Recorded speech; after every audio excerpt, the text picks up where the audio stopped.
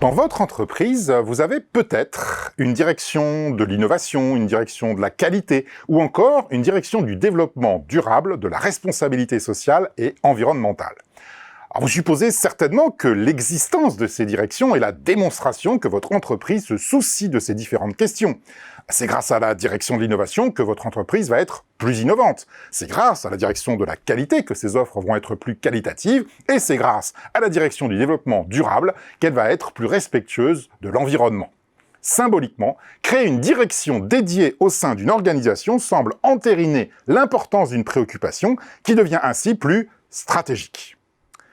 Or, confier une mission de ce type à des experts dédiés n'est généralement pas une bonne solution si vous souhaitez que toute l'organisation s'en empare. Au contraire, le risque est grand que vous considériez qu'à partir du moment où il existe une direction spécifiquement dédiée à un problème, ce n'est plus à vous de vous en préoccuper. La qualité, c'est le métier de la direction de la qualité. L'innovation, c'est la direction de l'innovation qui s'en charge. La RSE, il y a une direction pour ça. Alors au total, créer des directions dédiées peut se révéler contre-productif, et cela pour deux raisons principales. Premièrement, on incite celles et ceux qui en font partie à la surenchère technique.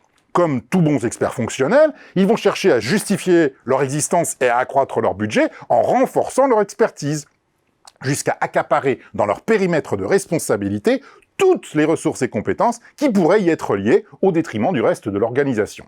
De stratégique, ces fonctions deviennent purement techniques. Deuxièmement, pour contrecarrer cette déresponsabilisation, on risque de donner aux directions dédiées un pouvoir de contrôle et de sanction sur le reste de l'organisation, ce qui dénature leurs fonctions. La direction de la qualité ne fera plus que du contrôle qualité, la direction innovation se contentera de comptabiliser les dépôts de brevets, et la direction de la RSE deviendra un organe de conformité aux normes. De stratégique, ces fonctions deviennent purement bureaucratiques. Alors que pouvez-vous faire pour éviter ces deux dérives ? Une solution élégante consiste à s'inspirer de ce qu'ont fait Danone ou Hermès. Lorsque Danone a voulu démontrer de manière indiscutable son engagement en matière de RSE, sa décision la plus emblématique a consisté non pas à créer une direction de la RSE, mais à la supprimer. Accompagné d'une bonne campagne de communication interne, le message a été compris par tout le monde. Désormais, la RSE est l'affaire de tous. Alors Hermès a fait de même en supprimant la direction de la qualité. Ce geste fort a souligné que la qualité était devenue une préoccupation de chaque membre de l'organisation et qu'elle n'était plus le domaine réservé d'une fonction dédiée.